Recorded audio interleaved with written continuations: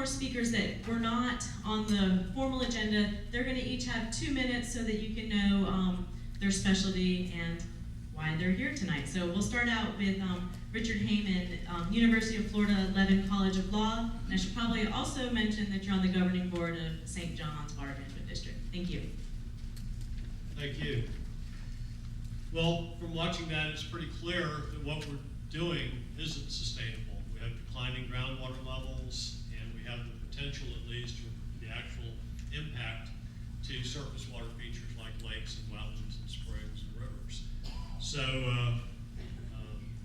the big unknown is exactly how to quantify the natural fluctuations versus the induced fluctuations as a result of a groundwater withdrawal. And that's a multi-million-dollar project to ever figure that out. That's part of what this interlocal agreement is to do, this interagency agreement is to do. And so, what do we do meanwhile? We can't wait. I don't think sooner or later we're going to hit the limits, if we haven't already, of what we can continue withdrawing from the system. So that's why the district and Alachua County is emphasizing conservation. And since I'm a lawyer, I might as well give you the statutory basis for conservation, which is the reasonable beneficial use standard, which applies to which all water users have to meet. And the definition is, in my memory, is that quantity of water which is necessary for economic and efficient utilization. So it incorporates this idea of conservation within it in a manner and for a purpose that is both reasonable, can't read my writing, and consistent with the public interest.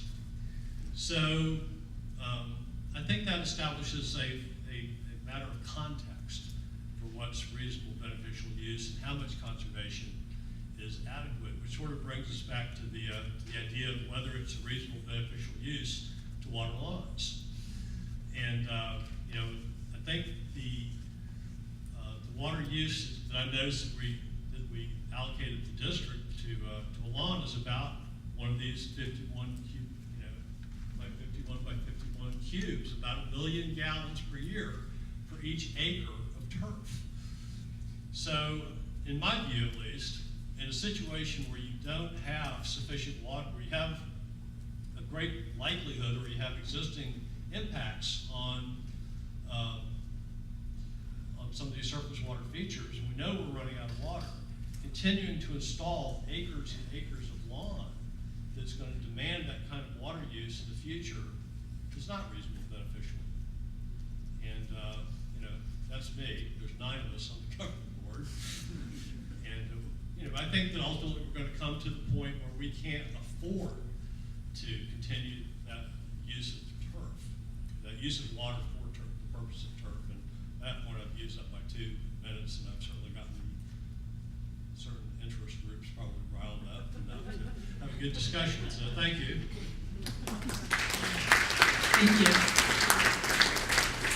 It's now my pleasure to introduce Chris Bird, who's the director of the Alachua County Environmental Protection Department. Thanks, Stacy. I know we only got 2 minutes, so I'll try to make my point here. Okay. I grew up in Florida, and I've been around the water my whole life, and I think one of the points that we're going to change the way we view water, we all have to find a way to reconnecting, and sometimes it requires you to look at things differently than you have before. And that's not me on the panel board, that's actually South African, that's actually a great white shark. But the point I'm making there, I for years kayaked, and just this last year started paddleboarding, and it's just, all I can say is that once you get your balance up, you look at things in the water, whether it's the Itchituckney River or whether it's the surf on the Matanzas Inlet, whatever, you see things differently than you did before when you were in a kayak. And you see some things that are really pretty. You also do, in fact, I've seen bull sharks and things like that where I used to surf or body surf, and I won't do it anymore because it's the same spot, but all of a sudden I'm seeing things that I didn't used to see. I think the point is, though, we we are going to need a new way of looking, and a lot of what was mentioned tonight, I would just say conservation, that's going to be key.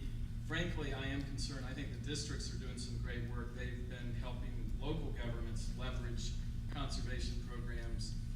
Stacy's position has really been helped a lot by the district in terms of what they've been able to help us with programming. But we really are going to have to step that up. I really don't think the Water Management District's budget, if you look at their total allocation to conservation, it's not near where it needs to be. I mean, that's easy for me to say. I'm not on the governing board, I'm not the governor, but we really are going to have to step that up. And even in areas like you saw the Swanee River District, and you saw how much land is in agricultural use right now. You need to understand, looking forward, a lot of that, the trends, if we don't learn to do new things, a lot of that ag land is going to be converted to St. Augustine grass, and the water consumption is not necessarily going to go down if you do the math. So I'm encouraged. I do think that we're learning some new ways to have a smaller water footprint, but it is going to take a new water ethic. And last thing I'll mention, Cynthia Barnett just came out with a new book, and it's all about that. It's all about, it goes beyond the engineering, it goes beyond a lot of the modeling. It really says we've got to fundamentally look differently at how we view water and how we respect it. So look forward to the questions and answers from you. Thanks.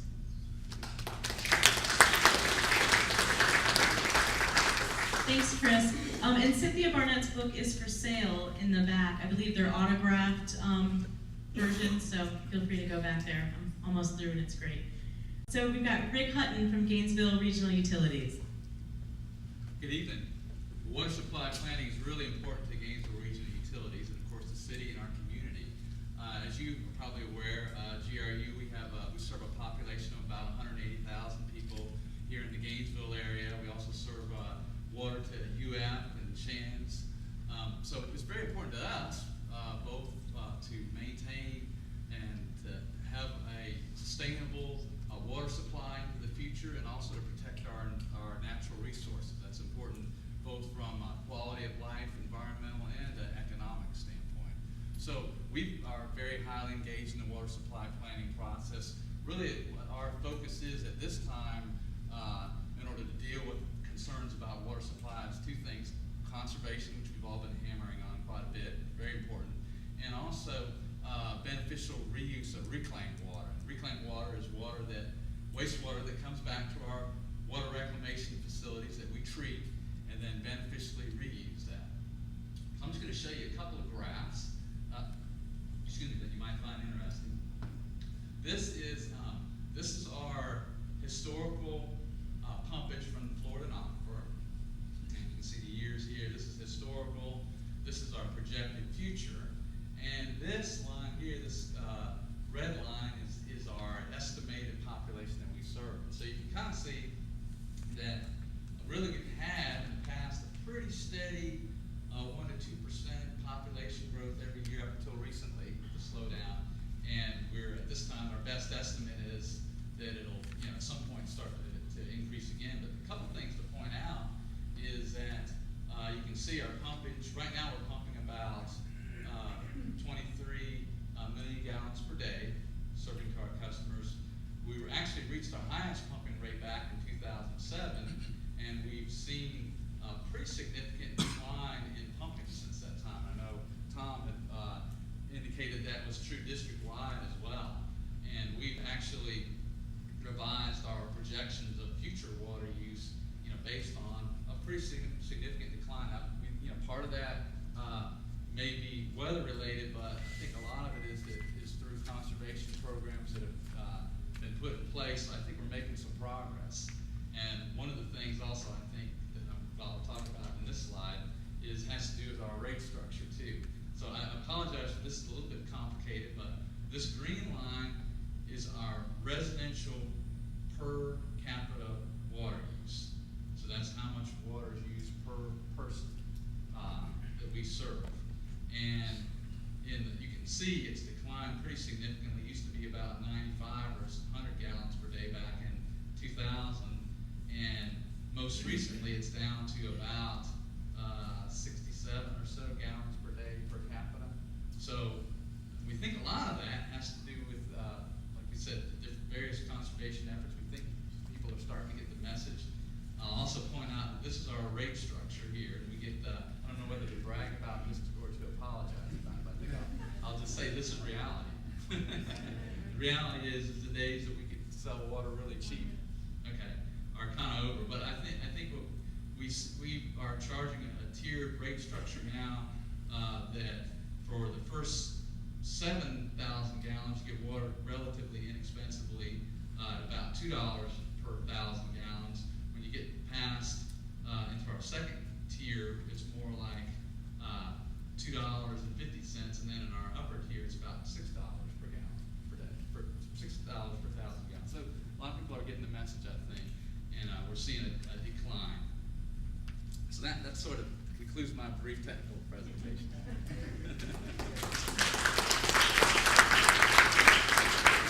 Thank you, Rick. And I encourage you to visit Jen in the back at GRU's table to learn about some of their conservation programs, because they really do have some great ones. So our final 2-minute presentation is Dr. Bob Knight, 3 minutes. Bob Knight from the H2 Odom Florida Springs Institute. Thank you, Stacy. Glad to be here tonight. I think we're hearing a lot of good information about groundwater, and I want to tell you a little bit more if I can. I'm particularly interested in springs. This is what a spring looks like before and after groundwater levels fall. This is White Springs back in the 20s, and White Springs this summer. Spring without water is a sinkhole. So putting a face on this discussion, I think, is really important for you to appreciate what you're hearing tonight. We are blessed in Florida, or cursed if you're a developer, by having over 900 springs that are documented by the state of Florida, with an average flow of approximately 9 billion gallons a day. And put that number in context, 9 billion gallons a day, I don't think that's 56 by 56, that's many, many miles by many, many miles of water.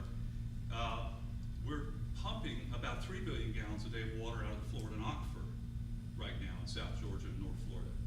So that's a significant fraction of water. Now, where does that water come from?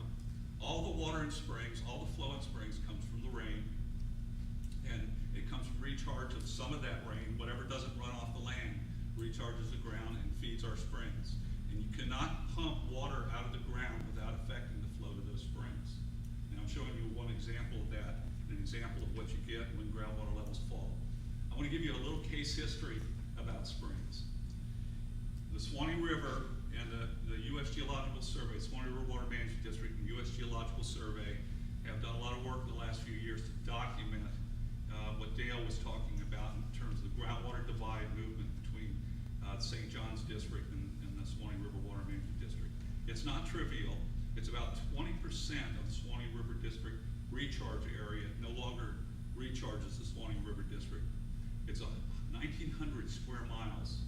When water falls on that land now, it flows the wrong direction. The direction it used to flow was toward the Swanee River. It's about 130 million gallons a day. Now, the Swanee River Water Management District also pumps about 215 million gallons a day. So this is a lot of water that's no longer in the springs. About 2.6 billion gallons a day was historic flow in the springs in the Swanee River Water Management District.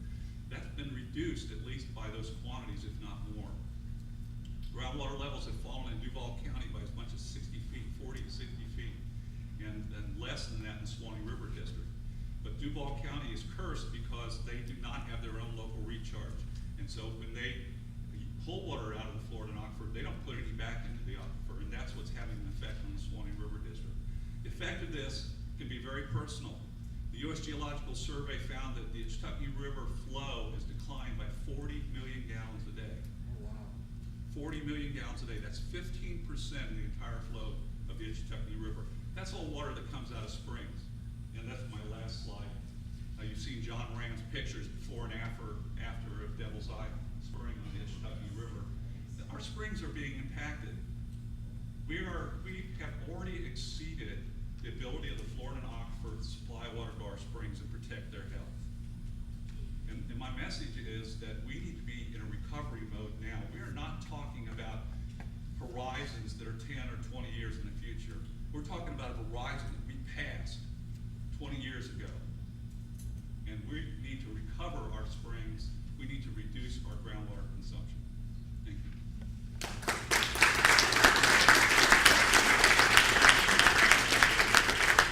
Thank you, Bob. So now, the moment everyone's been waiting for. I hope you've been writing all those questions down. I think the speakers have given us a lot of food for thought. If you could hold them up in the air, we've got some league volunteers. Give them some time to come around. I'm going to try to turn this off, and then we're going to get our panelists up on to the stage here. So the first question, and I'm going to ask people to limit their answers to 2 minutes, just so we can make sure we get as many questions answered as possible. So one question is, are there any plans for the future to monitor water use from private wells? And would there be fees levied for that water? Maybe somebody from one of the districts or GRU would like to answer.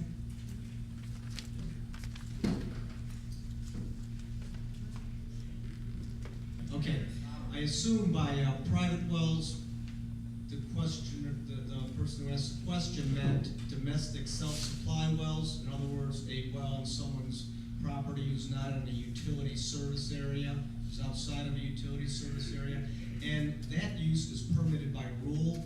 So the answer would be no, as long as their well is for residential, self-residential use, and it's less than 5 inches in diameter. They're just permitted by rule, so there'd be no, at least right now, there's no intent at all to go ahead and charge fees for that.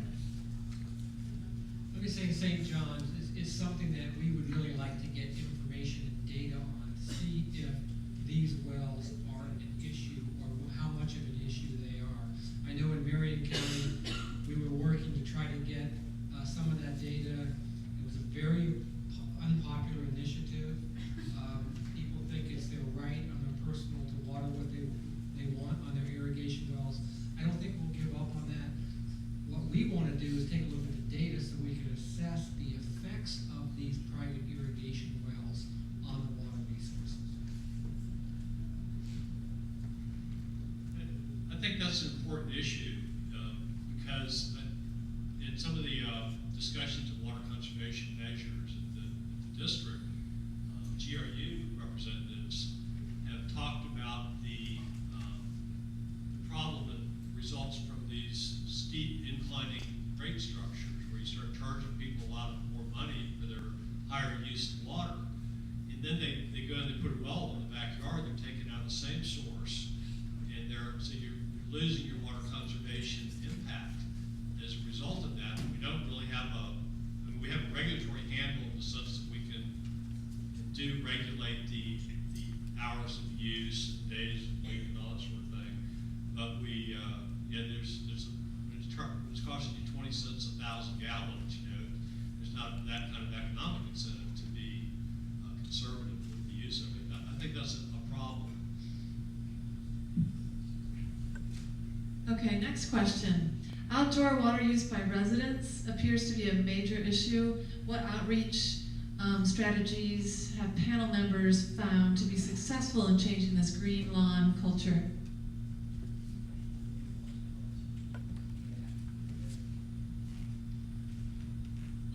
That is a tough nut to crack, because kind of the culture of a lot of the newer development, particularly developed in the 90s and 2000s, really is the St. Augustine grass lawn. So one of the messages that we've sent is through our price signal, because it costs a lot more now to water. So that is one tool that's been pretty successful. We've also been embarking on some more efforts. We are working with St. John's River Water Management District to implement a pilot study using a new technology called a soil moisture sensor to help people to just water when the grass really needs it and not overwater. So I think that's another thing that's helpful. But it is one of the things in the long term we are going to have to start looking at as a community, as a state, is how do we get people to start irrigating less, because that is probably the biggest, as you say, discretionary use.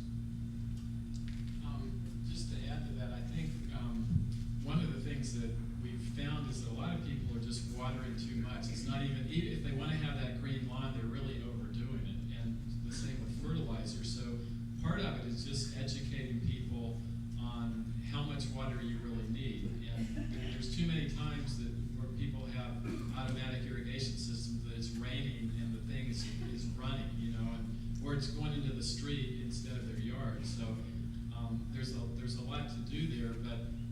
liked what was mentioned about the Swanee district, where a lot of people have a hay of grass and they really don't care if it rains, it looks a little greener, if it doesn't, and somehow that's probably a better ethic. And it may take time for people to, feel like that's fashionable, but we really got to get past where we were in the 20th century and, after World War II in Florida, where everybody feels like they got to have this big green lawn. I mean, it's just, we can't go on that way. In St. John's River Water Management District, during before the new administration, we had a rulemaking proceeding going on to look at water conservation rulemaking. And one of the ideas that was being discussed was to limit the percentage of a lot which can be put into irrigated turf in our environmental resource permitting program. And anyway, that sort of came to a screeching halt in January when Governor Scott announced he didn't want to see more rules adopted, and the legislature required ratification of rules. And so that's all been on hold. And whether it gets picked up again and moves forward in that way or not, I don't know. But I think that was at least one way of trying to sort of get a handle on the size of the lawn culture.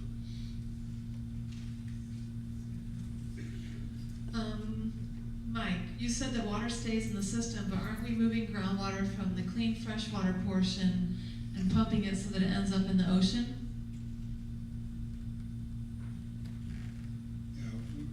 We're pumping it, we're using it, and then we're disposing of it. In some cases, it does go to surface water, and takes a lot faster path to the ocean. In Gainesville, most of it doesn't do that. Most of it ends up in Painesbury or injected into the aquifer. So we're kind of unique in that sense. In a lot of other places, that's not true. It takes a lot faster path out of the system, and then it's sort of lost to the aquifer, to the groundwater, to the lakes and wetlands, to the streams that depend on it. So I agree that it is, in many cases, it's a loss that you don't get back. So in coastal communities, it's important to stay more aware of freshwater pumping because you're actually moving that water to the ocean where it's not as easily accessible for drinking water. Well, I think somebody mentioned that Jacksonville in particular doesn't have a lot of recharge in their area, so they're pulling water out and just immediately it's gone. Whereas farther inland, a lot of areas do, a lot of that used water gets put back into the aquifer, and that clearly is a much better scenario. So. Next question. How big of a problem is water bottling to aquifers and springs?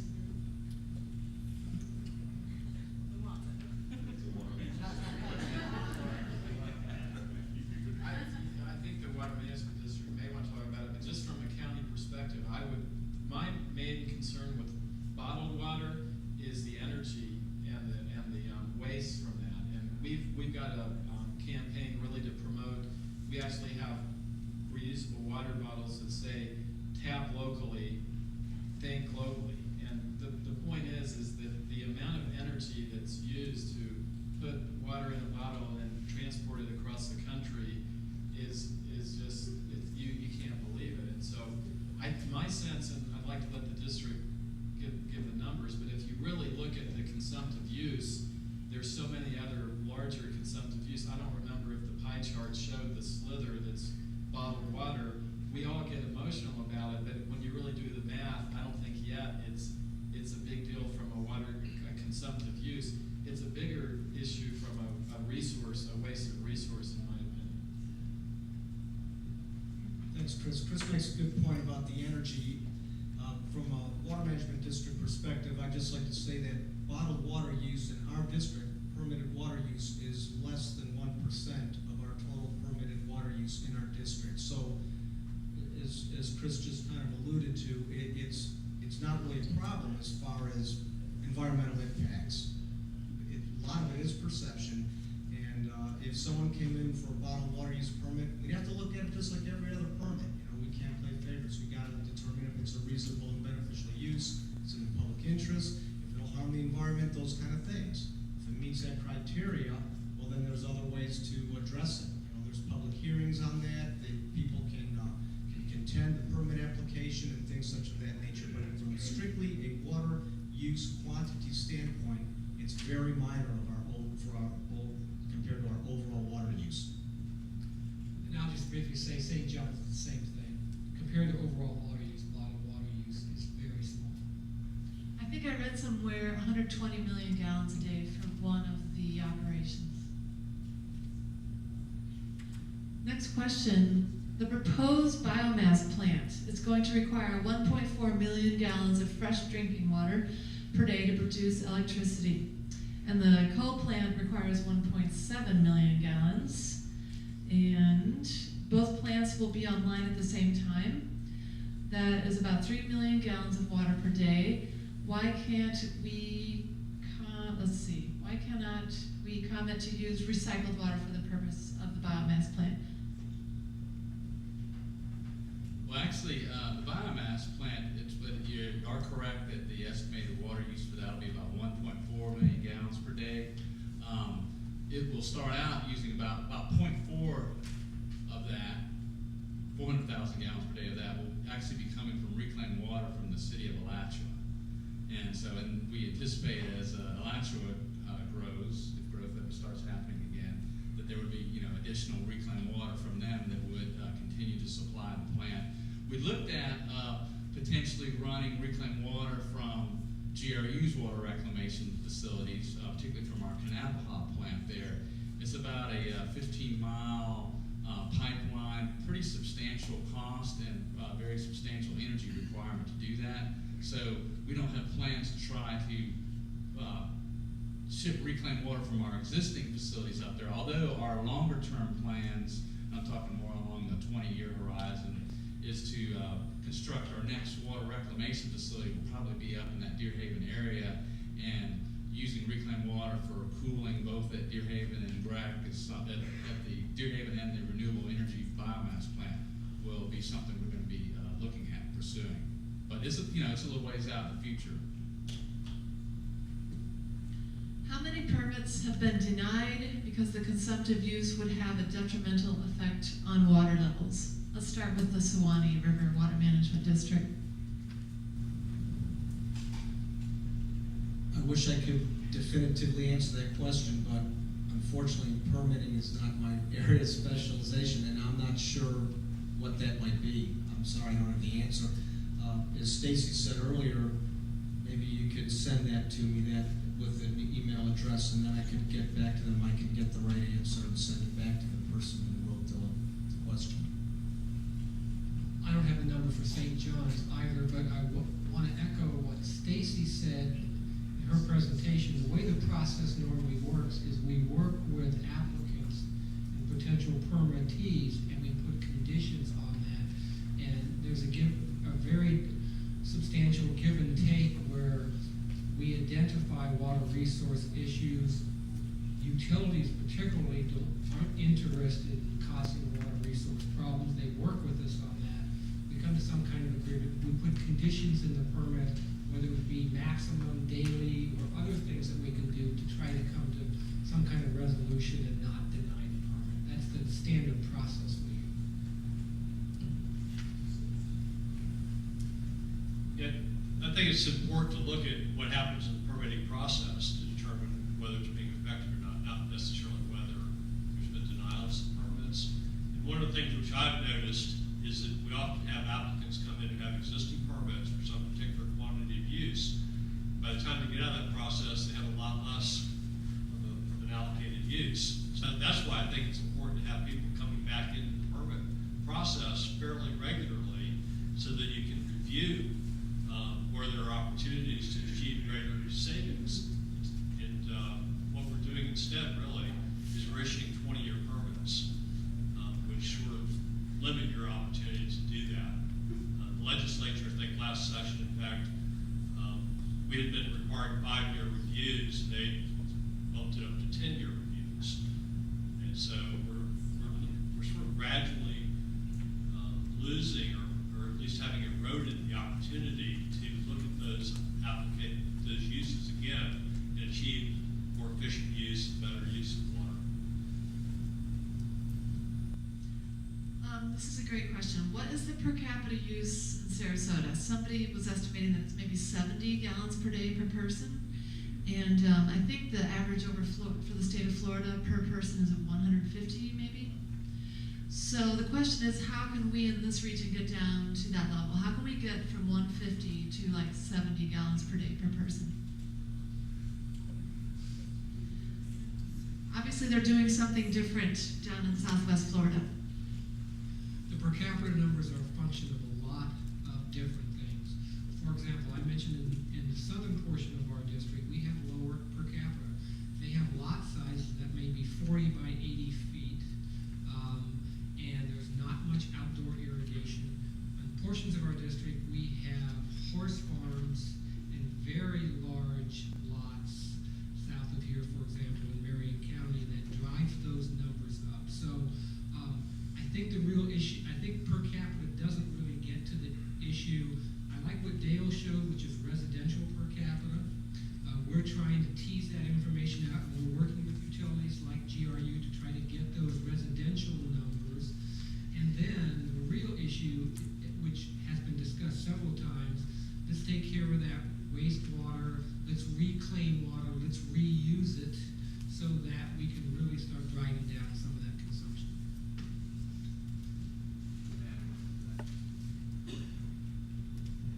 I'll add to what Tom said. One of the things that when you look at per capita, there is such a thing. The terminology that's often used is a gross per capita, which Tom, you were presenting earlier, is gross per capita, and then a lot of times there's a metric that's being used that's called a residential per capita, which specifically applies to residential users. Now we're in Gainesville, we're already about 70 gallons per day per person on a residential basis. Now that doesn't mean we can't conserve more, because we think we could do a lot better, but that's where we're at on a residential basis. There's a lot of technologies that can be used, and the St. John's River Water Management District is partnering with a number of different utilities and with Alachua County to test those technologies and see how much savings there can be achieved with it, which is pretty exciting. For example, there are technologies where you have smart meters so that people can sort of constantly monitor and know what their usage is, so the utility can know what their usage is. If that particular household is using large quantities of water compared to other households in the area, you can send somebody there and talk to them about implementing better water conservation measures. That sort of thing is at least being tested and has a lot of promise for the future. I also thank Richard while I'm here we were awarded a pretty substantial grant for implementing. I talked earlier about a pilot study using soil moisture sensor technology, and so we look forward to continuing to work with the district on implementing and evaluating that technology, and hopefully be able to expand that further to help reduce water use. Just an example, and I think it varies with each community, but I think it was in Dade County. They looked at, they were faced with having to build a multi-billion-dollar new wastewater plant. I think it was wastewater, but they did the math, and they found out that at least for a certain scale, it was cheaper for them to give some kind of vouchers. They had a program to replace toilets in older homes, and they had a program with plumbers where basically it was subsidized, but the cost of doing that and the return on it was better than building this big plant. So, I mean, there's different ways to look at it, and one size doesn't fit all. But we obviously, once you get beyond the land irrigation, we have to start looking at plumbing and things like that. But we still got so far to go with land irrigation. That's the big low-hanging fruit. Do people see that there will be agricultural water use metering and domestic self-supply metering in the near future, so we can better plan and know where the water is going? We're involved in a program right now where we're getting a better handle on our agricultural water use, and it's a voluntary program, and we're putting meters on all systems, on 200 systems district-wide that pump more than 250,000 gallons per day, and we're hoping to get some good data out of that program to find out what the actual agricultural water use is, to get a better handle on it so that we can move forward and better plan, and metering could certainly be part of that equation. And we're looking into that right now. We are putting meters on some agricultural users. We do meter agricultural just as we do other water supplies, so agriculture in our district doesn't get a pass on reporting water use. Tom, you're saying all the agricultural water users in your district are metered? I'm saying that just as any other water user, there's a threshold on how many gallons per day, or for the size of the well, whether it is commercial, industrial, public supply, or anything else. Everybody has the same reporting requirements based on the amount of water they use and how big the wells are. Next question, are there any plans to implement incentives to entice consumers to use gray water for residential irrigation?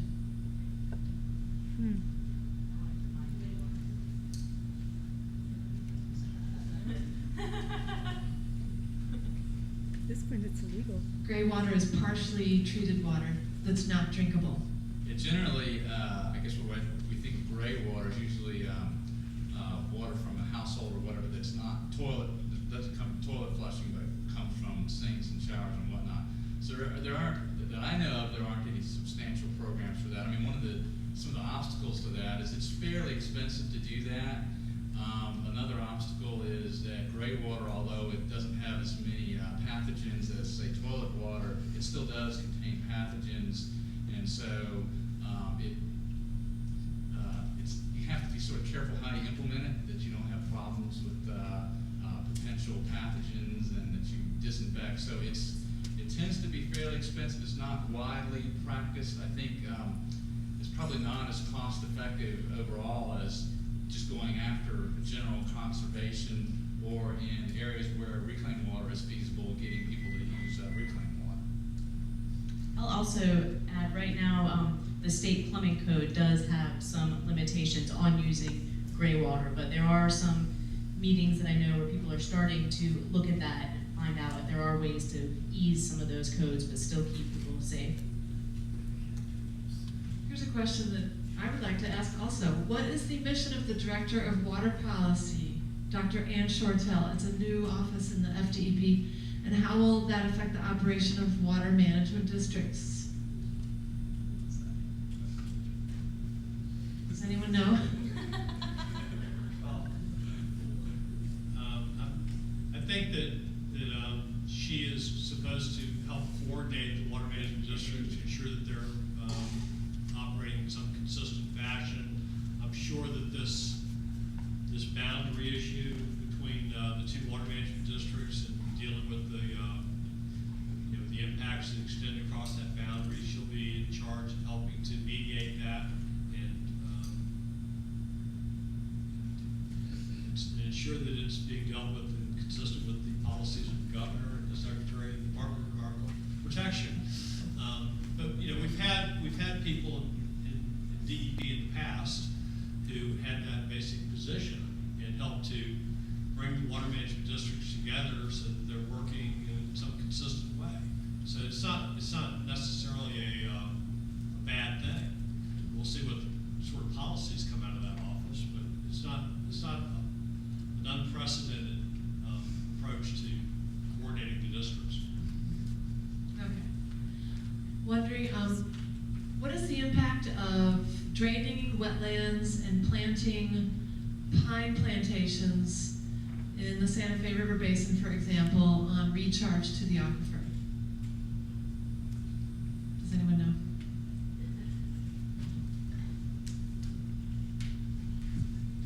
Well, we're actually looking at that type of issue right now because the upper Santa Fe River Basin is a planning region for us, and there has been substantial changing in the superficial drainage up there due to pine plantations, so to speak.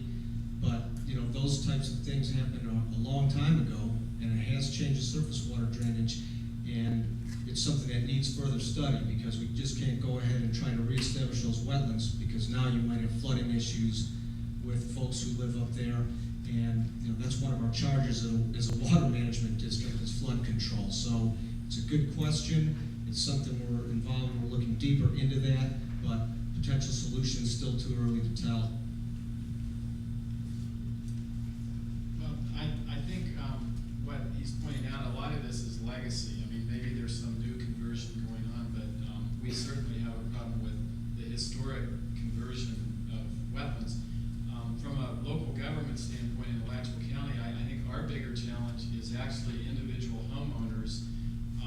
We have, and our county commission hears it from them, when they don't understand why they can't fill in a wetland or they can't put a swimming pool in a wetland. And even though when we explain to them that if they try to do that, it'll pop out of the ground, they still complain to our county commission, and we get an earful. But I think the challenge is that people really don't understand how their small 1 acre, 2 acre lot, or the wetland on that can possibly make a difference in the big scheme of things. But as we know, if you add all of those small impacts up, you can do a lot of damage. So we really have a challenge from, I'd say, as much from single family homeowners, and some of it are people that have moved here from some other state where they didn't deal with wetlands, and they don't understand it, and it's hard because it's their property and they think they can do what they want on it. So we have a real challenge. Next question. Is there any way to reassure citizens that are conserving water that it will not get used by neighboring communities?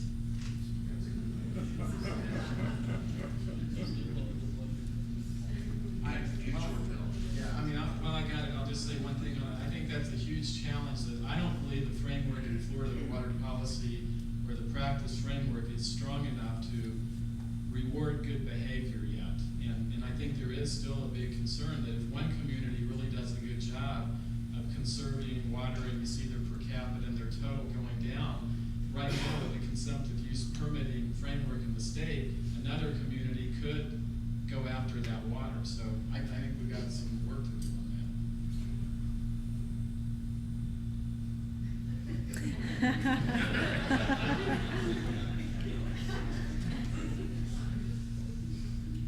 Well, I know one of the things that a number of the utilities we've been talking to the district about, to St. John's and Swanee, about that very issue.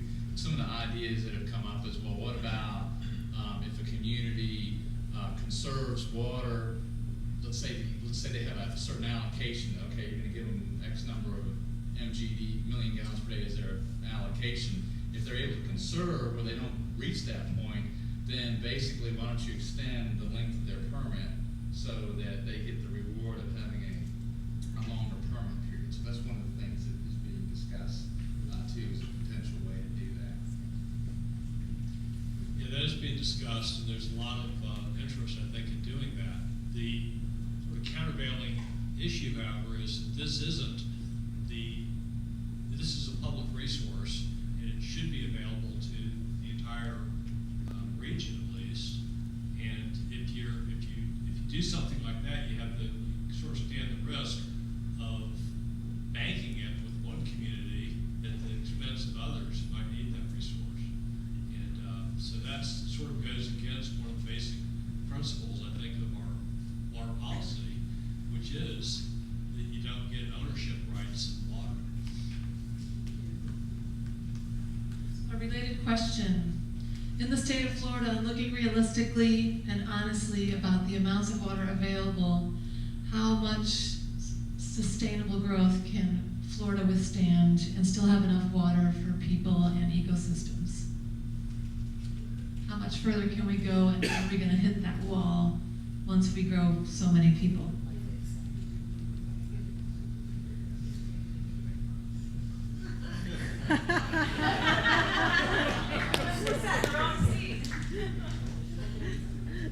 Back to my sustainable last 2 or 3 slides. I think we're working both sides of that equation. We're working the demand side with conservation, et cetera.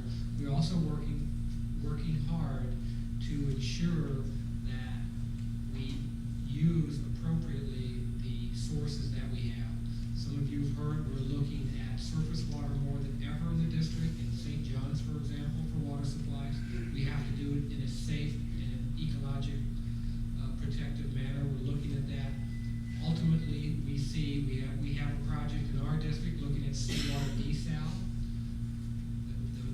rub on seawater desal is high energy costs. If we can break that with new technology, it's getting better all the time.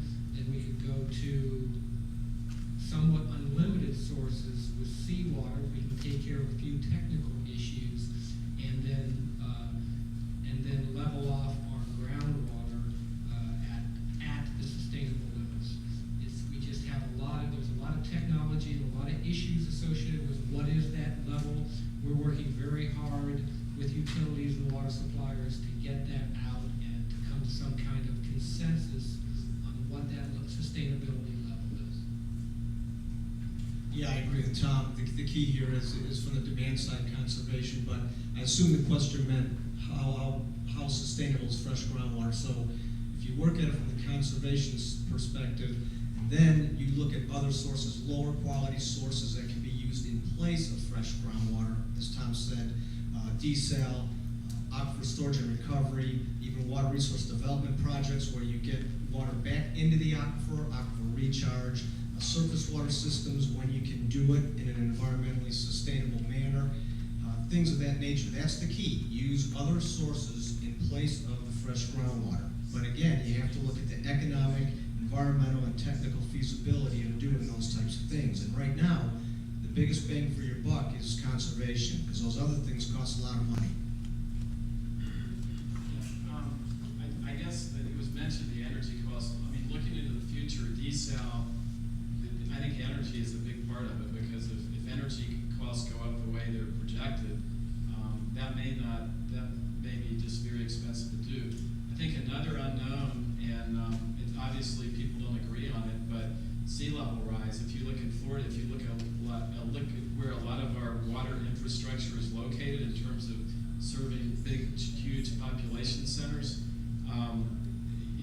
I can guarantee you the coastal counties are concerned about that.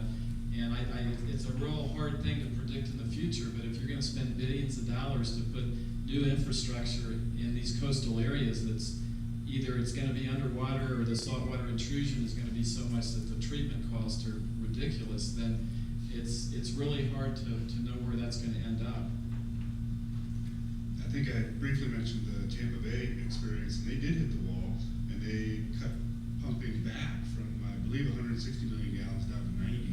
So one of the things we always think about is we've started to pump groundwater, we're just going to continue forever, but that doesn't have to happen. You can cut back, and maybe we have hit the wall, and it takes us so long to realize it, but eventually we may have to cut back. And there are a lot of alternatives. Desal is one of those, and ASR, there are surface water reservoirs. There are options, but groundwater, we have to figure out where the boundary is and decide what we can pump sustainably.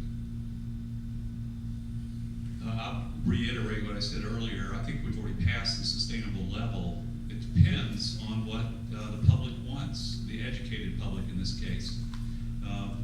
If we want our springs to flow like they did 50 years ago, I don't know if anybody's as old as I am, but I was at Silver Springs in 1953. We need to cut back our pumping to what it was 50 years ago. That's the only way, and also we have to pray for rain, because it's raining less because we've drained the wetlands, unfortunately. But so that won't even solve the problem completely, but that theoretically, that's the basic theory, is that to get the flows back that we had in Springs 50 years ago, we're gonna have to reduce our groundwater consumption to those same levels. There are technical ways of doing it. We just heard about several of them. But I don't think that any of us here in North Florida want to get to the point that Tampa Bay was, the Tampa area was. Their wetlands were falling down. The trees were literally had dried up so much that the cypress trees died and then fell down in those wetlands. Do we want our springs to get to that level before we start correcting the problem? We need to be in a recovery mode. And I really hope the water management districts are hearing this. The flow in Silver Springs right now is down by over 30%. Some of that's rainfall declines. Like I said, we have a long-term rainfall decline in North Florida that's possibly due to other human activities. But the part of it that's due to pumping is probably 15% at least, based on my calculations.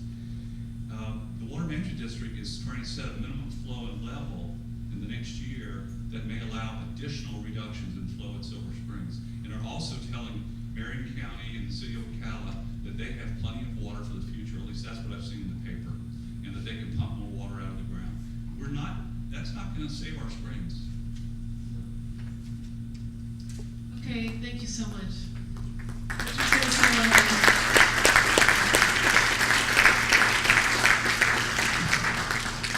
I was just gonna say it is 8:30, but I would like to encourage people to stay for at least another 5 minutes and have Richard answer this, and then I wanted to do maybe 2 more questions.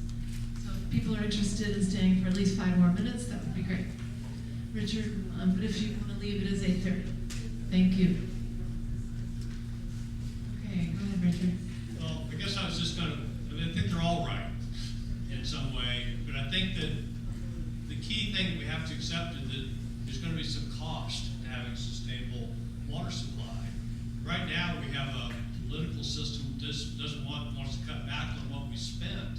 So we're not going to know when we're hitting the wall, when we're impacting wetlands and springs, because we're not gonna have the information that we need. We're not gonna have the scientists who are capable of analyzing and interpreting that information, at least not to the degree that I think that this situation calls for. So we have to invest in the people at the water management districts and elsewhere who are capable of developing that information and presenting it to decision makers.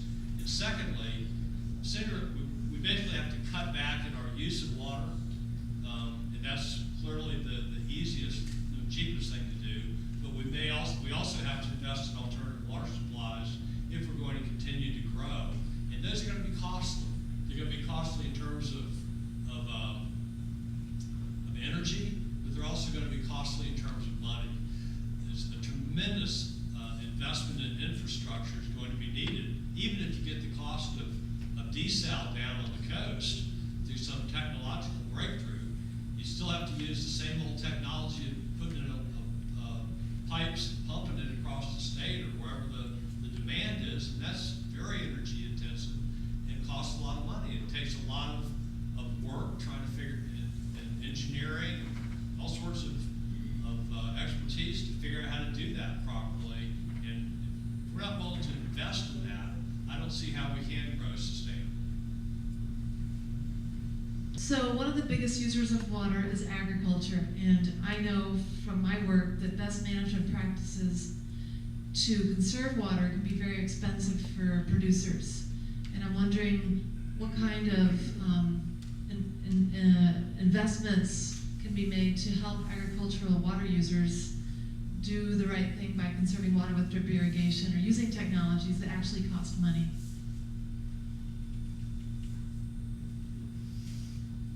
Well, I think one of my slides answered that question, Kathleen, where we showed that the Swanee River Partnership, with the help that they've given the agricultural community in using rain sensors and the extensions on the overhead systems that get right down to the soil level, close to the soil level, so that the efficiency of the irrigation systems are much higher. 1 billion gallons per growing season is conserved by the BMPs in our district, as I showed on that slide. And the Swanee River Partnership's gone a long way towards that. We're going to keep working with them, as I said earlier on the panel here. We're working with 200 overhead systems right now, or 2 larger users, and getting meters on their systems and getting telemetry, actually bringing the actual data back into our district so we can analyze it, get a better handle on the actual agricultural water use, because they are a big user and they're very important to our economy in our district. And the BMP is really the way to go, and we're starting up a mobile irrigation lab program. We had one in the past, we're starting it up again soon, so we can help them a little bit more with those types of things. How many producers is that? Is that all agricultural producers in your district, or a percentage of them? I'm sorry, did you? Oh, how many? About the 200? Yeah, is that like? Oh, that's just a percentage. Yeah, what percentage? I don't have that number, but all those 200 volunteers, every one of those uses is at least 250,000 gallons per day, so they're the larger users. Another question. Oh. I think every time that we give a consumptive use permit to an agricultural user in North Florida, we're doing them a disservice, because we're telling them that there's going to be plenty of water for the next 20 years, and they're going to make major investments in their land related to that availability of water. I think that we've been doing that now for too long, as I've pointed out, and it's time to help those farmers find other agricultural practices. Remember, nobody was pumping from the Florida aquifer 100 years ago, or even 50 years ago. Nobody was. We had agriculture in North Florida without pumping from the aquifer. The main agricultural product in the past has been forestry. And it turns out forestry is a great agricultural product for long-term returns on investments and for using no groundwater and using no fertilizer. So agricultural production is going to have to change in the future, because we're going to find out that that water is more valuable to our cities than it is to agriculture. The rest of the United States, you probably know, is buying water rights from agriculture. We don't buy and sell water rights here, at least not yet, but we need to compensate agriculture that's been led on, I think, by these easy consumptive use permits, and we need to help them find products that they can produce without the cost of the rest of the society. Okay, I think this is the last question, and it was in this list of questions, is how can we incentivize landowners and developers to stop planting all the miles of turf that are currently being planted at developments and in yards?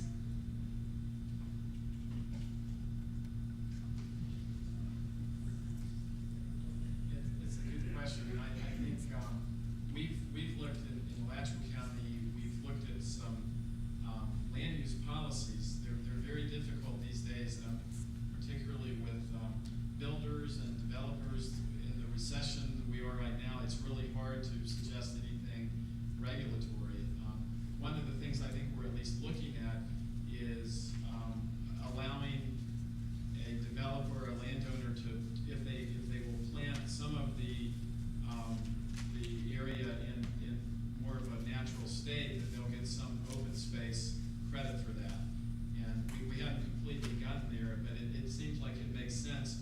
I think one of the problems we have with a lot of these issues is we solve one problem and we may create another, and we definitely want to try to find those ways of doing it, but that may be one option. I think there's been other looking at maybe not just the landscaping, but the whole idea of green building, that a developer may get, it may expedite their building permitting or their review process if they agree to certain practices. So we're still kind of looking at it, but that's so important, because we're finding that you end up with these legacy systems, and just the amount of water wasted. I mean, trying to get people to program their landscape irrigation timers. I mean, if they can't do their television remote, you're not going to get them to do their. And it's just really hard. Once they got the stuff in the ground, you're kind of stuck. Let me just say, from a regional perspective, I think Richard had mentioned this. We were going down this path, and we saw a lot of really good initiatives that we were trying to get set out there regionally. I'm not sure that's going to happen in the near future. Absent that, though, it can certainly happen at the local level and the municipal level. And I think we would welcome that. And we see communities throughout our 18-county area that have done some of that. And so in your own communities, get with your cities or municipalities if you have an interest in that. They can certainly have the ability to start looking at those kind of things and to regulate that. I'd like to say we could do that on the regional level. I'm not sure I see that in the near future, but I hope eventually we'll be assisting on that.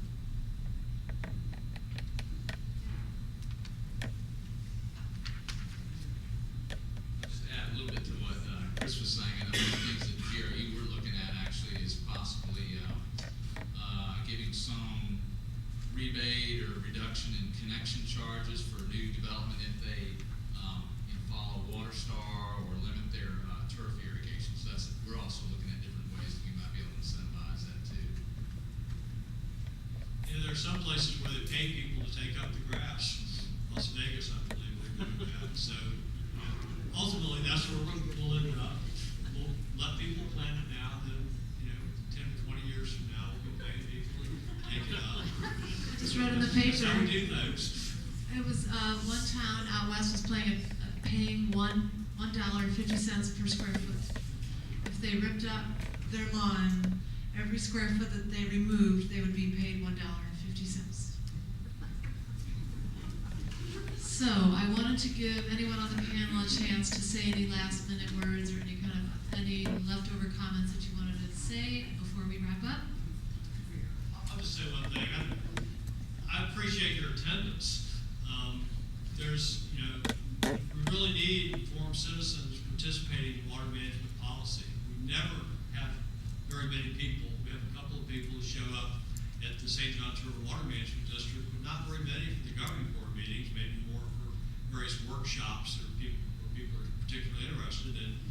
The League of Women Voters, certainly in the past, has been one of the most effective participants in the processes there.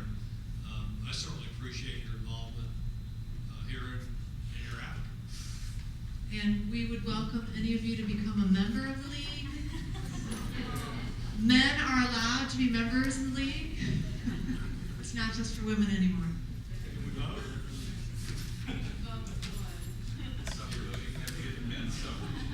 One last thing. Richard, I don't know if people understand what the governing board does. When you say people should come to meetings, what do governing boards do? Well, the governing board hires an executive director subject to the confirmation by the Senate and maybe approval by the governor.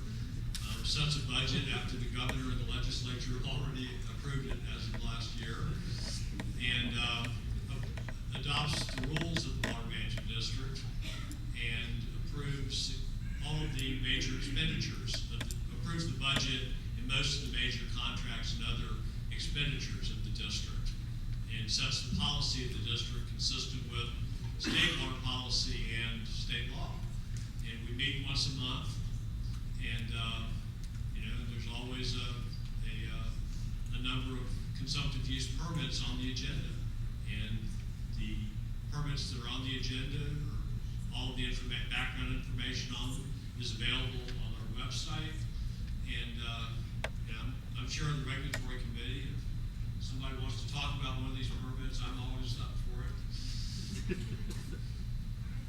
Thank you so much, everyone on the panel, and thank you for coming.